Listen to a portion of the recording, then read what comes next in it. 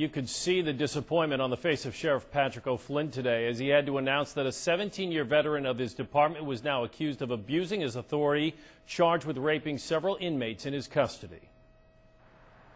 Here at the Monroe County Correctional Facility in Brighton, Sergeant Robert Wilson was a supervisor in charge. But investigators say for more than 2 years he was using his position of authority to sexually abuse 7 female inmates.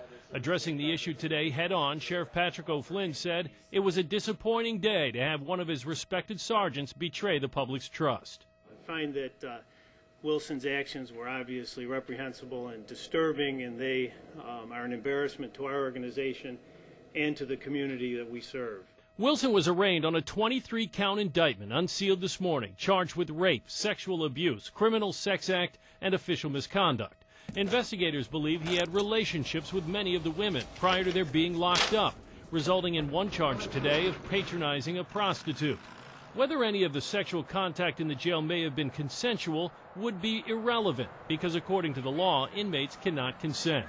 The district attorney called them serious crimes and said the victims deserve justice. Regardless of what they've done in their past and where they are and what their station of life is, if they are victims and a law is violated, we will represent their interests in court. Interestingly, it wasn't one of the women who first came forward to report the alleged abuses. It was staff at the jail who reported Wilson for improper use of the work computers. An internal investigation eventually led to the alleged sex crimes. We attempted to reach Wilson at his home in Greece, but no one answered the door. I asked the sheriff if Wilson promised any money or favors to the women in return for the sex. He declined to say.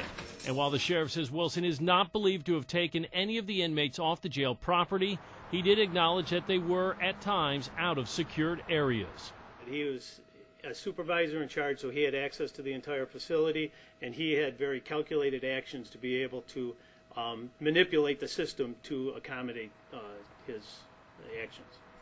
Authorities say the women are cooperating with police in their investigation of Wilson, but beyond that, the sheriff says they also have video evidence from inside the jail that they have turned over to the district attorney. Janet? You know, Brett, this case comes on the heels of last year's jail escape, which led to a lot of criticism of the jail operations, and then that resulted in a number of changes in procedures. So is the sheriff looking at any additional actions as a result of this case? Well, he says they have enhanced some of their cameras at the Brighton jail. But beyond that, he says it was the existing procedures and protocols that allowed them to find out what was going on, and then they aggressively took action. Okay, Brett Davidson with our report tonight. Thank you.